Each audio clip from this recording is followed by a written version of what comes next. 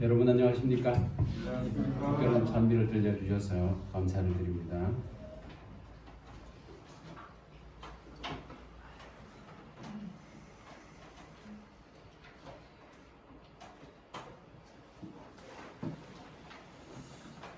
네, 우리 지난 한 주간 동안 이 날씨가 꽤 쌀쌀해져가는 저녁에 이렇게 또 매일 참석해 주신 여러분 감사를 드립니다.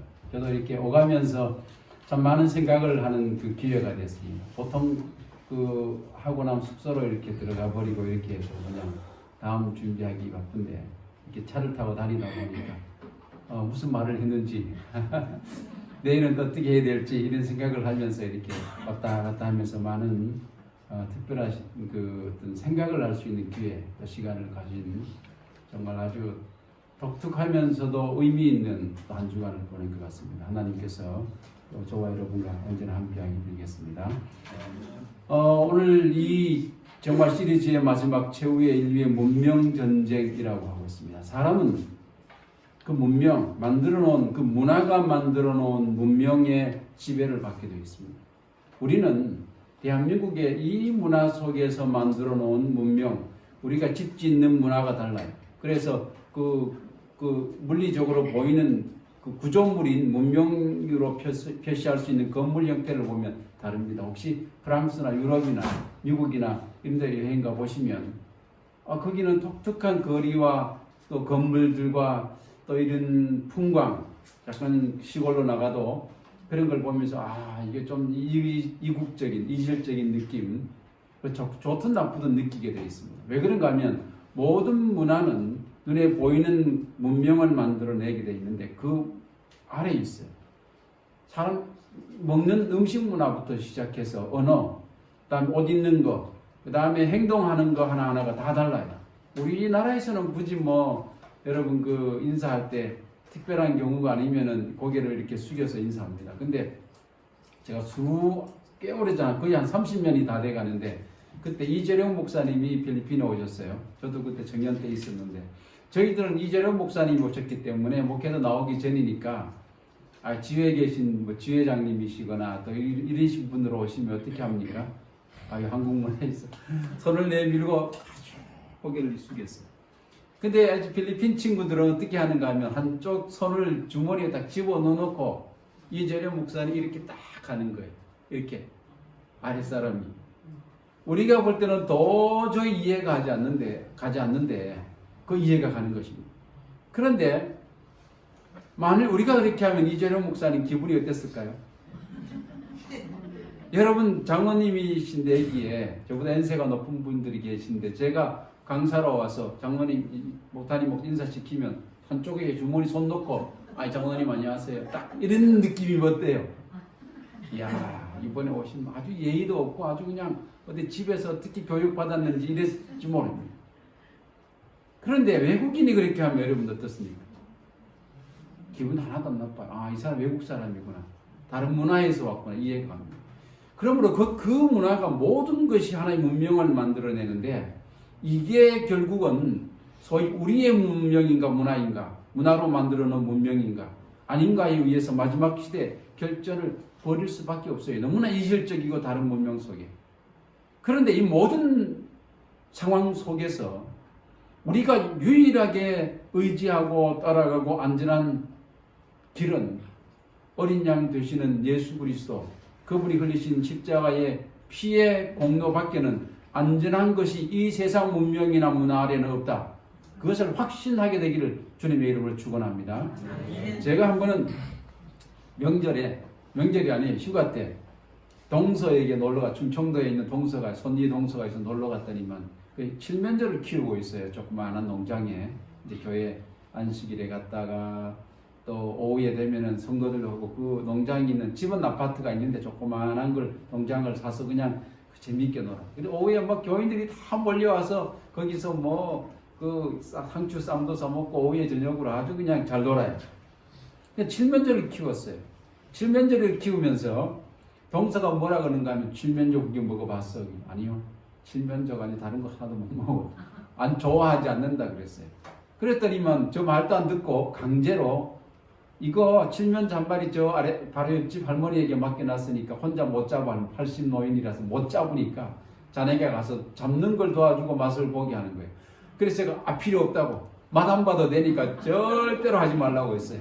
근데 일 나가면서 이미 맡겨놔서 알아서 해야고 가버렸어요. 한참 이제 쉬고 있는데 깜빡 잊어버리고 어떤 할머니가 총각이 있어요 그러면서 왔어요. 어떤 할머니가.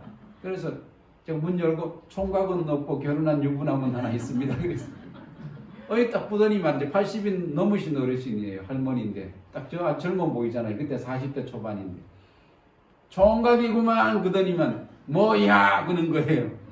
왜 그러시냐니까. 아니 동서 얘기 못 들었냐는 거예요. 그게 딱 생각난 거예요. 그래서 어떻게 갔어요. 제가 이 등치가 이만한데 칠면조 아시죠? 순놈 제대로 큰 거. 그 80 어르신한테 맡겨놔 되겠습니까? 그래서 할머니 요거 그대로 두시라고 안 잡아도 되니까. 그랬더니 할머니가 저는 그렇게 놔둘 줄 알았어요. 근데 딱 저를 쳐다보더니만 내 늙은이라고 무시하는겨? 그런 거예요. 그게 아니고 아무리 봐도 저도 관심도 없고 이 고기에 위험할 것 같다고 잡지 말자 그랬어요.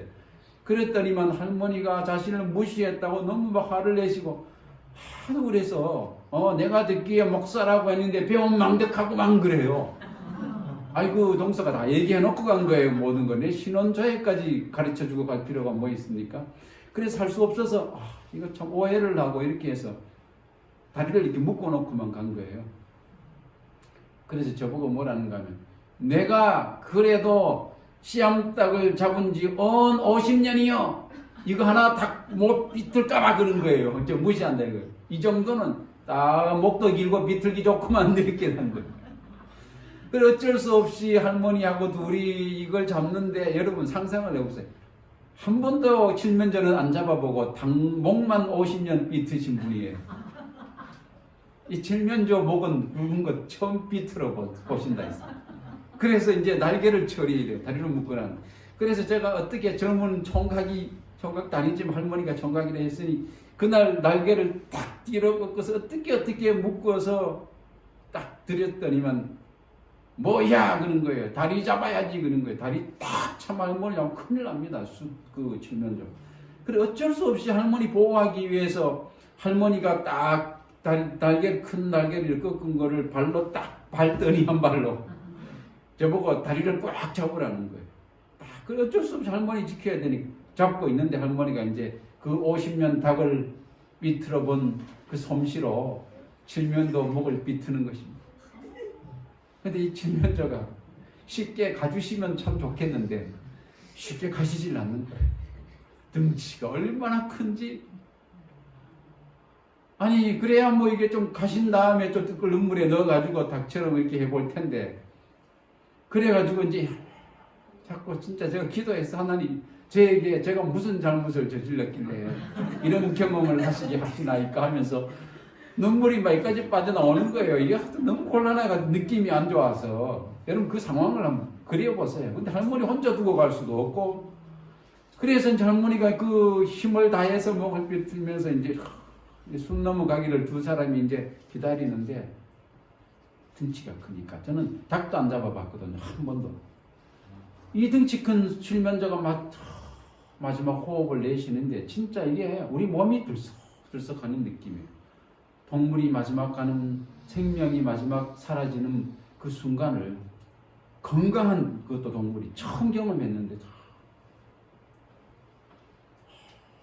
하더니 나중에 점점 약해지더니 가는데 그 호흡이 제 손끝을 통해서 제 심장으로 느껴지고 그 다음에 뇌에서 인지하는 순간 저도 모르게 저는 울고 있는지 몰랐는데 저도 나중에 보니까 손에 식은땀도 났지만 눈에서는 눈물이 확 흘렀는데 그 순간에 무슨 생각이 났는가 하면 이론적으로만 성경을 읽고 수천 년 동안 아담으로부터 시작해서 이스라엘 백성 성소 제도를 거쳐서 정말 우리를 위해서 마지막 목숨을 내놓았던 양들을 잡는 그 백성들의 마음, 죄인이 양을 끌고 와서 그 머리에 자기 죄를 전가시키는 안수기도를 하고 제사장이 잡고 있을 때 죄인이 스스로 자기가 칼을 들어서 양을 뜰에서 잡거든요.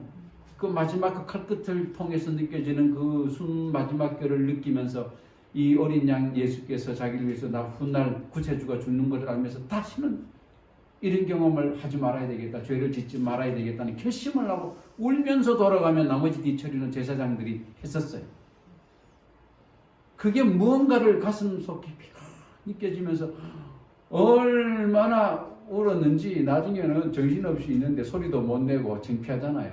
할머니가 이렇게 쳐다보더니만 저보고 그래요. 그 할머니가 교회도 안 다녔으면서 뭐라는 천상목살세 이제 마음이 약하다 이거예요.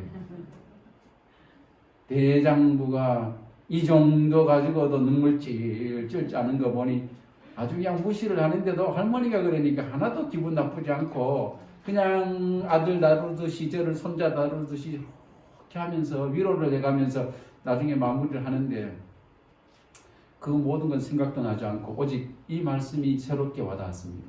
하나님이 세상을 이처럼 사랑하사 조금 잘 글씨가 안 나타나죠. 여러분 잘 암기하기 때문에 제가 그랬습니다. 독생자를 주셨으니 이는 저를 믿는 자마다 멸망치 않고 영생을 얻게 하려 하심이라. 요한복음 3장 16절에 이 말씀이 암송하고 모두가 아는 이 말씀이 나 늘 평소에 알던 말씀이 얼마나 가슴 깊이 하나님께서 우리를 위한 크신 사랑이 아니면 수천 년을 통해서 어린 양을 죽게 하면서 자신이 원형이 되어서 오셔서 그렇게 희생할 수 있었을까? 사랑 없이 가능한 것이 있겠는가 하는 생각을 깊이 하게 됐습니다. 오늘은 정말 영원한 평화라는 제목을 통해서 마지막 부분, 이 시리즈의 마지막 부분, 그러나 뭐 계시록 전체를 놓고 보면은 아주 지극히 작은 부분밖에 안 됩니다. 살펴보도록 하겠습니다.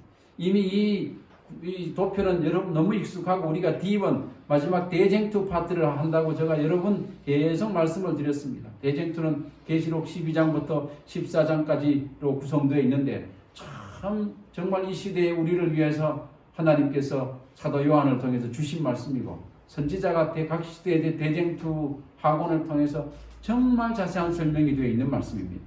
요한계시록이라고 하는 전체 수표는 그 중앙에 동산이 있는데 대쟁투 동산 아까 가운데 있는 그 동산이 있는데 그 가운데 나무가 세 그루 12, 13, 14장이 있다. 12, 14장 다 했고 오늘은 우리가 아는 것처럼 다시 14장 중에 일부를 하게 됩니다. 가지가 세 개를 이제 올려놨었어요. 그것은 이 세 부분으로 되어 있다 말씀하는 것입니다. 가운데 부분을 집중적으로 했고 셋째 부분은 심판에 관련된 것인데 간단합니다. 나중에 개인적으로 좀 보시기 바랍니다. 오늘은 그 첫 번째 부분 계시록 14장 1절로 5절에 있는 영원한 평화에 관련된 말씀입니다.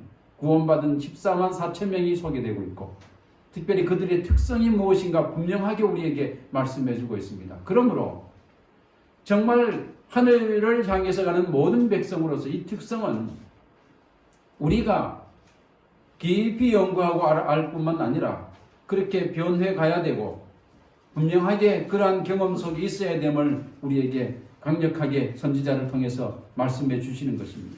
계시록 14장 1절 5절 말씀 또 내가 보니 보라 어린 양이 시온산에 섰고 그와 함께 14만 4천이 섰는데 그 이마에 어린 양의 이름과 그 아버지의 이름을 쓴 것이 있도다. 내가 하늘에서 나는 소리를 들으니 많은 물소리도 같고 큰 뇌송도 같은데 내게 들리는 소리는 검은 것 하는 자들의 그 검은 것 하는 것 같더라 말씀하고 있습니다. 계속해서 3절에 저희가 보좌와 내 생물과 장로들 앞에서 새 노래를 부르니 땅에서 구속함을 얻은 14만 4천인 밖에는 능히 이 노래를 배울 자가 없더라 말씀하고 있습니다. 이 사람들은 24만 4천이죠. 여자로 더불어 더럽히지 아니하고 정절이 있는 자라 어린 양이 어디로 인도하든지 따라가는 자며 사람들 가운데서 구속을 받아 처음 익은 열매로 하나님과 어린 양에게 속한 자들이니 그 입에 거짓말이 없고 흠이 없는 자들이더라. 아멘. 정말 분명하게 하나님과 함께 그 어린 양과 함께 하늘에서 영원한 평화를 누릴 백성들 14만 4천으로 묘사된 이 사람들의 특성이 아주 짧은 문장 가운데 분명하게 우리에게 기별되어 있습니다. 14만 4천. 정말 이 말씀을 가지고 실수냐 뒷부분에 나옵니다만 뭐 헛수냐 상수냐 뭐 별 얘기가 다 있습니다만 그 중요성보다는 이 사람들의 특성이 사실 매우 중요한 것입니다. 우리는 이 땅을 살아가면서 누구를 따라가야 되는가? 이 14만 4천 오늘 본문을 통해서 보면은 분명하게 어린 양 예수 그리스도, 일찍이 우리를 위해서 죽임을 당하신, 십자가의 피를 흘리신 그 어린 양을 따라가는 자이다. 어디로 가든지라 했어요. 뭐 이쪽으로 좋은 데로 가는 것 같으니 따라가고, 저쪽은 내 인생에 별로 불행한 것 같다. 분명하게 주께서 허락하신 길 같은데 내가 볼 때는 좋지 않은 길 같으니 에이 이번엔 안 가. 이런 사람들이 아니라 어디로 가든지 따라가는 자이다. 우리가 인생에서 누구를 따를 것인가는 굉장히 중요합니다. 세상에 수많은 지도자들이 있었고 지금도 있고 훗날에도 있을 가능성이 높아요. 고대로부터 해서 현대에 이르기까지 누구를 따르는 것인가에 따라서 그들의 삶과 운명과 그 국가적 운명은 완전히 달라질 수 있습니다. 성경은 이 모든 이 세상에 존재했던, 존재하는, 존재할 지도자보다가 오직 예수 그리스도, 어린 양 되는 예수 그리스도입니다. 굉장히 중요한 주님께 칭호예요. 계속해서 마지막에 주님의 칭호가 많지만 어린 양 예수라고 계속 얘기하는 것은 일찍이 우리를 위해서 정말 목숨을 내놓으신 사랑의 하나님, 희생하신 하나님, 그 모든 것을 우리에게 알려주시기, 그 의미가 무엇인가를 알려주시기 위한 것입니다. 인류 역사를 통해서 어린 양 예수만 따른 사람들이 그할 곳에만 진짜 영원한 자유와 평화가 있습니다. 이 땅에서 이런 것은 존재하지 않아요. 숭고한 죽음을 하신 분이에요. 따라갈 만한 분입니다. 제가 한 번은 한 2년쯤 됐으니까 만 2년, 이맘때쯤 됐네요. 딱 2년 전 가을 11월 중순 한 10일 정도 제가 캐나다 밴쿠버에 갔었습니다. 거기는 겨울에 12월 달에 너무 눈이 많이 와서 벌써 한번 지금부터 연락이 많이 와요. 거기서 몇몇 지인들이 있어서 연락을 주고받는데 목사님 벌써 눈이 무릎을 빠진다 그래요. 그래서 이제 연말기도 주일 특별하면서 강사로 좀 와달라고 해서 밴쿠버에 갔어요. 12월 달에는 눈이 와서 안 되고 11월 중순쯤 연말기도 주일 해야 된답니다. 아니면 저녁에 나올 수가 없대요. 끔끔한 밤에 그 눈밭에 어른들이 다 운전을 하고 다녀야 되니까.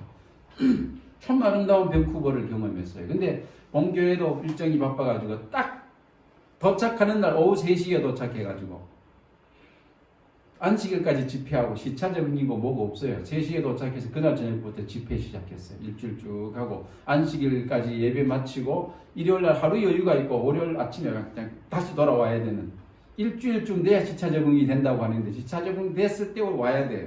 그러니까 이제 말씀 전하는데 어리한 상태로 첫날부터 그냥 말씀을 전하는 것입니다. 그런데 제가 오는 걸 알고 거기 있던 지인 집사님 한 분이, 목사님 이번에 오시면 꼭 우리 집에 주무셔야 된다. 호텔도 안 되고 무조건 우리 집에 주무셔야 된다 해서 집사람하고 함께 갔어요. 가서 이제 근데 가기 일주일 전에 목사님 죄송하다. 한국에 친지에게 급한 집안 일이 생겨가지고 우리 내외가 다 한국으로 가기 때문에 열쇠 키하고 내 차키, 집키 다 우리 장로님에게 맡겨놓고 가겠습니다. 오시면 그 집키, 차키 받으셔가지고 집은 마음대로 내 집같이 쓰시면 되고 그 다음에 음식 다 해놓고 갈 테니까 그렇게 하고 그 다음에 그 차도 놔둘 테니까 마음대로 쓰시면 됩니다. 국제면허증만 가져오세요. 그래서 그 집에 가서 그 키를 받아가지고 이제 내 집같이 사는 거예요. 차도 운전해가지고 온 사방 다니면서 냉장고에도 얼마나 많은 음식을 해놓고 가고 과일 산더미 같이 사놓고 가셨어요. 그러면서 목사님 제가 토요일날 저녁에 돌아옵니다. 결단코 미리 가시면 안 되고 식사를 한 끼 합시다 해서 그 집회를 다 마치고 이제 토요일날 저녁이 됐는데 이분이 오셨어요. 그래 그날은 그분 오자마자 비몽사몽란이잖아요. 일요일날 저녁에 식사 약속을 잡아서 식당에 딱 들어가서 여러 장로님들이 함께 다 오셨어요. 그 다음날 제가 또 난다고 하니까 그게 모여서 이렇게 했는데 그 얘기 중에 어떤 집사님이 그래요. 목사님 빅토리아에 가보셨어요? 빅토리아고 스몰토리아고 크든 작든 가보지 못했다. 시간이 없어서 시내만 조금 돌아본 게 다다니 거기를 왜 가지 않으셨느냐. 일정을 좀 넉넉하게 해가지고 오시지. 그래서 돌아가서 교회 할 일이 지금 산더미입니다. 이 기간 억지로 내서 왔는데 정말 이거 아쉽다 제가 그랬더니만 그래서 꼭 다음에 오시면 빅토리아를 가보시라는 거예요. 그래서 빅토리아가 어딘가 호텔에 돌아와서 마지막 날 호텔에 잤는데 살펴봤어요. 그럼 카나다가 이렇게 그 밑에가 미국이고 카나다가 있는데 밴쿠버 왼쪽에 빨간 제일 왼쪽에 빨간 데가 BC주라 브리티시 컬럼비아주. 이 주에 주도가 있는 것이 주도가 빅토리아 수도입니다. 밴쿠버가 큰 도시인데 거기 도청 소재지가 없고 작은 데 있어요. 거기가 어딘가 하면은 여기가 밴쿠버인데 그 앞에 보면은 밴쿠버 섬이 있습니다. 배를 타고 들어가야 돼요. 섬 안에 가면은 이거 조금 색깔을 달리 했습니다만 여기 섬에 밴쿠버 섬이 있는데 그 노란 별이 있지요. 국경 미국하고 국경선이에요. 점선이. 근데 여기 빅토리아 시티가 여기에 있어요. 여기 밴쿠버 섬 아래쪽에 이렇게 있어요. 국경선이 미국으로 하고 정확하게 지나가는데 국경선 밑에 있어요. 근데 캐나다 땅인데 근데 미국하고 일자로 돼 있는데 국경선이 캐나다인들이 국경선을 그을 때 목숨을 걸고 싸운 게가 뭔가 하면 요 밴쿠버 섬 전체를 캐나다인데 우리인데 줘야 된다. 왜 그러면 거기 주도 빅토리아 시티가 있는데 이 빅토리아 시티가 캐나다에게는 굉장히 상징적인 영연방 국가이기 때문에 영국 빅토리아 여왕의 이름을 따서 빅토리아 시티인데 거기가 너무 중요한 상징성과 역사성이 캐나다에게는 있었습니다. 그래서 막 미국과 다른 캐나다 전체를 내놓을지라도 이거 못 내놓는다 해서 미국이 고민하다가 그래 이 섬만큼은 너희들한테 줄게 해가지고 국경선을 이렇게 그었어요. 쭉 오다가 섬 전체 캐나다에게 주려고 밑으로 내려서 이렇게 미국이 배려를 해서 캐나다가 됐습니다. 저기가 빅토리아 있어요. 배 타고 들어가야 돼요. 근데 거기 가면은 주청사가 멀리 보고 내항에서 이렇게 보면 참 아름다워요. 가보진 않았는데 가까이서 좀 많이 사진을 보고 왔습니다. 주청사가 빅토리아 시 브리티시 컬럼비아 주의 주도인데 근데 제가 그 얘기 하려는 게 아니라 그 주청사 왼쪽에 보면은 중원탑이 하나 있습니다. 중원탑에 보면 가운데 뭐가 있는가 하면 To our glorious dead 해가지고 정말 우리의 영광스러운 죽음을 죽은 사람들을 위하여 이 중원탑을 세웁니다.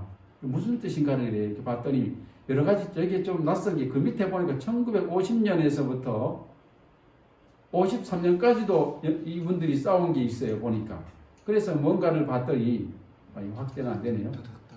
예. 예. 1950년부터 보이십니까? 뒤에 53년까지 가운데 보니까 코리아 돼 있어요. 우리나라에도 와서 죽은 사람들 것도 기록해놓고 그 밑에는 아프가니스탄도 있어요. 그래서 뭐 그럴 수 있지. 유엔군이 왔었으니까 그렇게 했는데 그 밑에 글귀를 이렇게 제가 사진을 보다 보니까 이제 동판인데 제대로 보이질 않아요. 그래서 어렵게 벌써 번역을 해보니까 그 글귀에 이런 게 있어요. 그분이 왜 이걸 보라고 했는가 하면 목사님 왜 거기가 보시게 되는가 하면 제가 한국 시민권을 포기하고 캐나다 시민권을 따면서 이 주도에 가서 했는데 여기가 빅토리아 시티니까 이걸 둘러보다 이 모습을 보고 제가 아주 그냥 목 놓아 울었다는 거예요. 야, 내가 이제 한국 시민이 아니고 캐나다 시민이 되는구나. 근데 한편으로는 기쁘면서도 한편으로 너무 가슴이 메어지는데 이 1950년 전쟁에 이런 사건과 여러 가지가 있는데 결국은 캐나다 시민권도 필요 없고 하늘 시민이 되는 것이 최고다는 생각을 했는데 그 글귀가 이렇게 되어 있었습니다. 여기에 글귀가 있어서 제가 번역을 한번 해봤습니다. 뭐라고 되어 있는가 하면 그들은 인간이 죽을 수 있는 가장 숭고한 죽음, 하나님과 인권과 자유를 위하여 싸우다 죽었다. 이러한 고귀한 죽음을 기념하고자 한다. 그래서 이 탑을 세운다는 거. 여러 시대 1차 대전, 2차 대전, 한국전쟁, 아프가니스탄 전쟁 같은 이 모든 사람들은 자기 나라가 아니고 캐나다가 아니고 전부 다 보니까 인간이 죽을 수 있는 남을 위한 숭고한 죽음, 하나님과 인권과 그들의 자유를 위해서 싸웠다. 이 고귀한 죽음을 기념하고자 이걸 세운다고 해는 이걸 보는 수가 그렇게 슬프대요. 저는 이 장면을 이렇게 보다가 어떤 생각을 했는가 하면 인류 역사상 어린 양 예수보다 더 숭고한 죽음, 그 길을 걸으신 분이 계셨는가?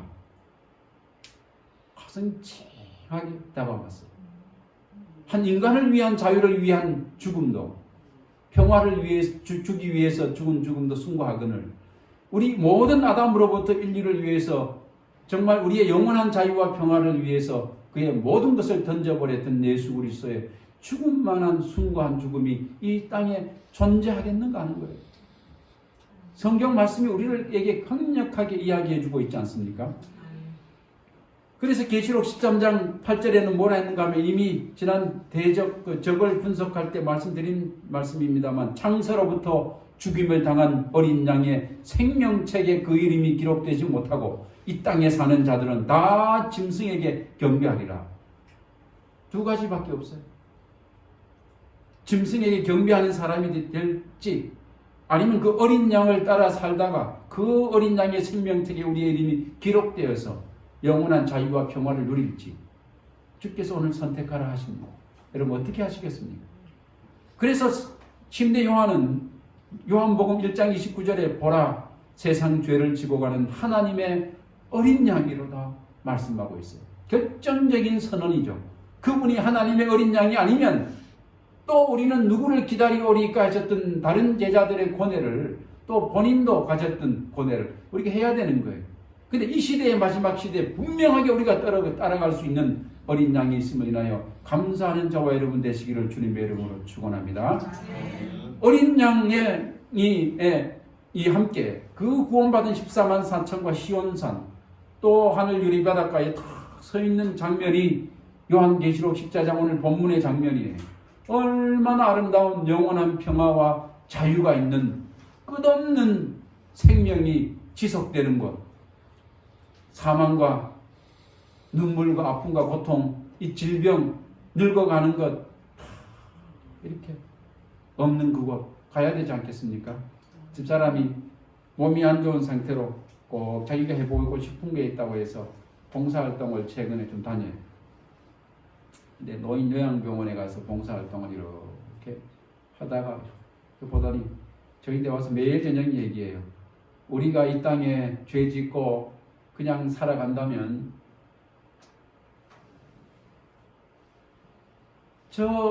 그 어르신들의 그 모습이 우리의 마지막이 아니겠는가. 한때는 꽃다운 나이로 정말 이 감성 깊게 가을이 물들어갈 때 이렇게 정말 이렇게 눈물도 쭉 흘릴 수 있었던 아리따운 정말 이 젊음이 있었을 텐데 뭐 누워가지고 밥도 스스로 못 떠먹는 분도 계시고 자기의 기본적인 이 좀 배설 문제도 해결하지 못하는 분들도 태반이고 나의 몸을 남에게 맡겨야 되는 이 순간이 다가왔을 때 가만히 있으면 우리의 길일 수도 있는데 참 인간의 삶이 내가 아무리 많은 것을 가졌어도 수십조 원을 놔두고 상속세를 10조 원이나 내야 되는 이건희 회장도 78세밖에 못 살고 갔는데 7, 8년 동안 식물인간처럼 있다거든. 어린 양 예수 그리스도만큼 귀한 게 수십조입니까? 예수 그리스도이십니다. 참 놀라운 장면입니다. 이것은. 근데 1절에 보면 내가 보니 어린 양이 시온산에 섰고 그와 함께 14만 4천이 있었는데 그 이마에 어린 양의 이름과 그 아버지의 이름을 쓴 것이 있도다. 여기 보면은 이 소위 신원이 되어 있죠. 어린 양의 이름. 계속 예수님을 소개하는데 이 구원받은 무리를 소개하는 계시록 14장 1절 5절에서는 다 예수님을 인자라는 표현도 있고 여러 가지 표현이 있습니다만 전부 다 어린 양 예수 그리스도. 여기 아버지의 이름, 하나님의 인 속에는 지성과 마음에 그분의 이름을 가진 분의 품성을 가진 사람들을 의미합니다. 그리고 이 하나님의 인이라는 것 속에는 우리가 계속 얘기하고 있습니다만 출애굽기 31장 13절에 너는 이스라엘 자손에게 구하여 이르기를 너희는 나의 안식일을 지키라. 이는 나와 너희 사이에 대대의 표징이니 나는 너희를 거룩하게 하는 여호와인 줄 너희로 알게 함이라. 인 속에는 그분이 하늘과 땅과 바다의 이 통치 영역이 다 이렇게 기록되어 있고 그분이 그러므로 창조주란 사실 그리고 이름이 여호와 하나님이라는 사실이 다 포함되어 있어요. 이것을 가슴 깊이 품은 사람들이 14만 4천에 들어갈 수 있는 것입니다. 그런데 중요한 것은 제가 계속해서 가끔씩 흘려서 말씀드렸습니다만 우리가 교리적 남은 무리냐 경험적 남은 무리냐는 매우 중요합니다. 제7일 안식일 예수 재림교인 침례를 받고 교적의 이름을 올리고 들어와 있는 저와 여러분들은 다 자동적으로 교리적인 남은 무리가 됩니다. 이 마지막 시대 하나님께서 1844년 이 재림운동으로 말미암아 마지막 사업을 위해서 새 천사의 역할을 감당하기 위해서 불러놓은 우리는 교리적 남은 무리 안에 들어와요. 근데 여기서 얘기하는 14만 4천 인은 그 교리적 남은 무리가 아니고 아주 경험적이고 체험적 남은 무리라는 사실을 기억하시기 바랍니다.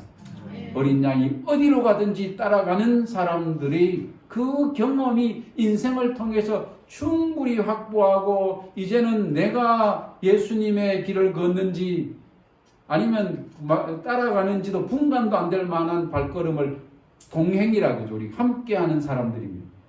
세상에 많은 난리의 소문, 오늘 아침에도 보니까 잠깐 터키의 강도 7에 지진이 일어나가지고 뭐 수백 명이 죽고 지금 난리가 났더라고요.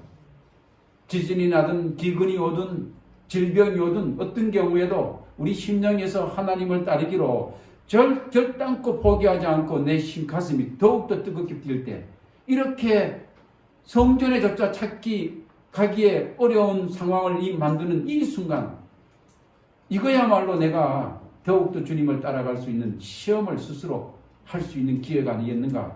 강력한 엔진을 가동해야 되는 것입니다. 가동이 안 되면은 이게 우리가 진짜 교리적으로는 남은 무리가 틀림없는데 정말 그와 함께 경험적인 무리인가. 퀘스천 마크가 자꾸 드는 거예요. 제가 지적하는 것이 아니고 우리 스스로 드는 것입니다. 그 14만 4천에 대한 분명한 개념이 필요해요. 어떤 사람은 이것이 실수 14만 4천만 갈 수 있다는 소리냐 아니면은 상징 숫자냐 사실 그건 의미는 없는데 이 사람들이 어떤 사람이냐가 중요하지만 근데 이 14만 4천 대쟁투 지금 하고 있는데 D번을 알아보기 위해서는 하나님의 인, B번, 7인에 관한 내용이 있는 이 파트를 깊이 알 필요가 있습니다. 여기에 보면은 모든 게 하나가 또 소개되고 있어요. 조금 더 전개를 해보면 대쟁투를 알기 위해서는 7인 속에 하나님의 인, 안식일을 포함한 그분의 품성을 품은 사람들의 특성이 나와 있습니다. 계시록 7절 그러므로 그 안에 포함된 인에 포함된 7장 4절로 5절에 보면 내가 입맞은 자의 수를 들으니 이스라엘 자손의 각 지파 중에서 입맞은 자들이 14만 4천이라고 따로 나오고 있어요. 그래서 이 하나님 인 파트에 가서 자세히 보면은 오늘 본문에서 얘기하는 이 사람들이 누군가를 조금 더 알 수 있습니다. 유다 지파 중에 입맞은 자가 1만 2천이요 루벤 지파 중에 1만 2천이요 이렇게 해서 12지파를 다 6절까지 소개하고 12,000명씩 다음에 14만 4천이 나옵니다. 숫자는 이런 식으로 계산을 해놨어요. 근데 실수인가 상징수인가? 구원받은 사람의 숫자이다. 오늘 본문에 보면 틀림없어요. 마지막 시대 참 하나님의 백성과 많은 관련도 있다. 그 사람들만 있다 이건 아닙니다. 아담도 있을 수 있고 과거의 사람 있을 수 있기 때문에. 그 다음 고대 이스라엘은 이미 상실되었어요. 이 12지파가 사실은 신약의 교회가 시작되면서 세계적인 복음이 나가게 되면서 그러므로 영적 이스라엘로 봐야 하는 것이 옳습니다. 이 여기서 얘기하는 12지파라고 하는 것은.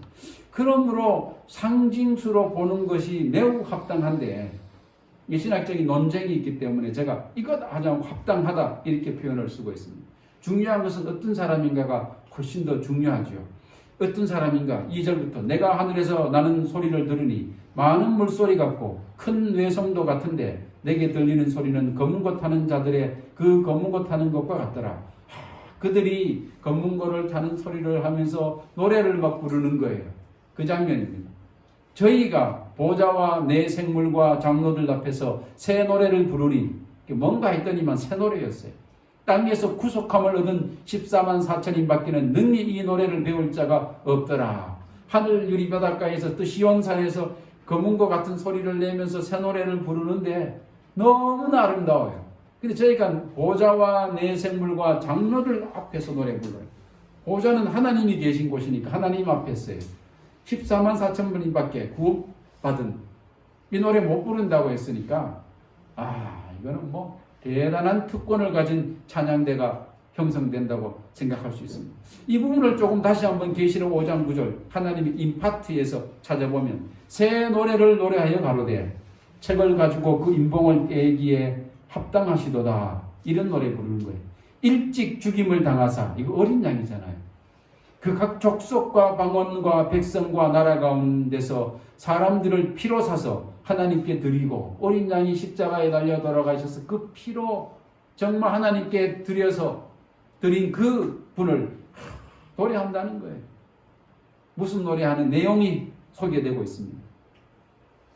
그래서 소위 말해서 7빈을 깊이 연구하면 오늘 본문 아주 자세하게 알 수가 있는 것입니다. 근데 3절 가운데 보면은 저희가 보좌와 내 생물과 장로들 앞에서 새 노래를 부르는데 14만 4천이 이 모양이 어떤가 참 학자들이 궁금해했어요. 그래서 계시록 4장, 5장, 7장에 보면은 이 모양을 이렇게 놨는데 그 유명한 그 신학자였던 윌리엄 핸드릭슨이라는 사람이 그 14만 4천이 구원받아서 보좌와 내 생물과 장로들 앞에서 노래 부르는 장면을 그 계시록 4장, 5장에 나타난 것을 가지고 그림을 한번 그려봤어요. 이게 참 도표화한 건데 실제 이는 이렇게 되어 있지 않을 거예요. 가운데 보면 성부 하나님이 보좌가 딱 있고 거기서부터 1, 2, 3, 4, 5, 6, 7 겹으로 이렇게 쌓여 있는데 그 말씀에 보면 이렇게 도표로 만들 수 있어요. 첫 번째 안에는 하나님이 계시고 벽옥으로 찬란히 영광이 빛나고 두 번째 바깥에는 벽옥 그다음에 홍보석으로 찬란히 빛나고 세 번째는 보니까 녹보석으로 영롱한 무지개 빛을 띤 녹보석으로 빛나고 다섯 번째는 네 번째는 보니까 네 생물이 있고 케르빔 소위 말 대표적인 천사들이죠. 있고 사자와 소와 독수리와 사람 모양 같이 생겼다 했어요. 그 다음에 다섯 번째는 24장로가 쫙 앉아 있어요. 이거는 인류를 대표합니다. 24장로는. 그 다음에 그 여섯 번째 바깥에는 천천만만의 천사가 있고 그 일곱 번째 가장 바깥에는 온 우주의 피조물들이 다 있어요. 이 상상할 수 없는 그림에 사도 요한도 기록하면서도 압도가 되었고 수많은 성경학자들이 이것을 풀어내기 위해서 애를 써도 인간의 안목으로는 어떻게 할 수 없어요. 그래서 수많은 학자들의 고증을 받아서 몇몇 화가들이 그림을 그리는데 어떤 화가는 이런 모양이 아니겠는가. 하지만 이거와는 비교할 수 없습니다. 하늘은. 인간의 이 솜씨는 하늘을 못 그려내요. 어떤 화가는 이렇게 또 그려냈어요. 그래서 이것도 이건 뭐 성경을 다 확실하게 드러낸다 할 수는 없습니다. 어떤 화가는 이렇게도 그려냈고. 근데 이거는 그저 신비한 느낌밖에 안 주지. 안 주지. 다른 것은 아니에요. 근데 실제로 하늘은 놀라울 것이라고 확신합니다. 여기에 간다는 거예요. 우리가 노래를 부르고 그 앞에서.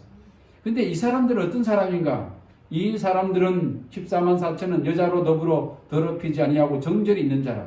여자, 어제 계시록 17장, 18장을 통해서 음녀, 많은 이 땅의 왕들과 음행을 했다. 막 섞어서 정말 이 제도를 썼고 그들과 결탁을 하고 온전히 하나님을 따르지 않는 문명세계 정치 세력들, 종교 세력들은 다 그렇게 될 수밖에 없어요. 한 존재와 이 음료로 묘사된 직접적인 얘기를 한다면 정말 가톨릭과 결탁이 돼서 하나님의 영광을 다 가려버리는 거예요. 본인들이 다 취해가는 거예요. 근데 그러한 정신이 없는 거예요. 순수하게 정절이 있는 경험적인 나무무리만 얘기하고 있습니다. 그러면서 다시 어린 양이 어디로 인도하든지 따라가는 자며 사람 가운데서 구속을 받아 처음 익은 열매로 하나님과 어린 양에게 속한 자들이니 처음 익은 열매. 여러분 6월절 첫 번째 6월절은 출애굽할 때입니다. 문설주와 임방에 그 어린 양의 피가 발려진 집은 장자가 다 구원을 받았어요. 그 이후로 그 살아남은 장자들은 초태생은 전부 다 하나님께 속한 초태생 제도가 생겼어요. 레위 지파가 하나님의 종의 사역을 감당하기 이전에는 처음 태어난 초태생들, 장자들이 그 역할을 했었습니다. 레위가 따로 이렇게 나중에 금송아지 사건 이후에 되기 전에는. 그래서 이 초태생은 하나님께 다 속한 거예요. 하나님의 은혜로 어린 양의 피로 말미암아서 살아난 사람이기 때문에 전부 다 하나님의 것이었습니다. 하나님의 사업에 봉사했던 사람들, 마치 그러한 하나님께 속한 사람들처럼 거두어져서 하늘에 가게 되는 사람들이 14만 4천. 저와 여러분, 어린 양에게 또 속했다 이렇게 말씀하고 있어요. 완전히 경험적인 그러므로 완전한 생애를 산 사람들을 우리에게 이야기하고 있습니다. 여기 보니까 그 입에 그런데 거짓말이 없고 흠이 없는 자들이더라. 우리가 역사를 통해서 얼마나 많은 바벨론부터 해서 그 세대를 거쳐서 그 계속 단계를 같이 해오면서 얼마나 많은 경우에 정말 대적 바벨론은 진실과 거짓을 적당히 섞어서 혼합물을 만들어 세상에 퍼뜨려서 이제 우리가 이단이고 거짓이 되어 있고 거꾸로 뒤집어졌어요. 물리적으로도 규모도 적고 힘이 없어서 그런가요? 그게 진실하고 무슨 상관입니까? 작으면 진실이 아니고 커지면 진실이 됩니까? 세계에서 제일 큰 교회는 여의도의 순복음교회 조영기 목사의 교회입니다. 그가 서대문에서 밖에서 텐트 치고 처음에 교회를 시작했을 때 100명밖에 채 안 될 때 모든 기성교회에서 이단이라 했어요. 방언을 하고 오순절 파교회 아닙니까? 희한하니까. 근데 가장 커지니까 똑같은 진리를 전하고 있는데, 복음을 전하고 있는데 그들이 언제부터 이단이라 말을 하잖아요. 우리의 기준은 등치가 커지면 이단이 안 되고 힘없고 작으면 진리를 전해도 이단이 되고 뒤집어져 버립니까? 세상이 그렇게 돼 있어요. 지금 다 거짓을 행하는 무리들인데, 아니 진리를 전하는 이 무리가 적다 하여서 그걸 뒤집어 가지고 거꾸로 만들어 버렸어요. 이런 시대에 저와 여러분들이 살고 있습니다.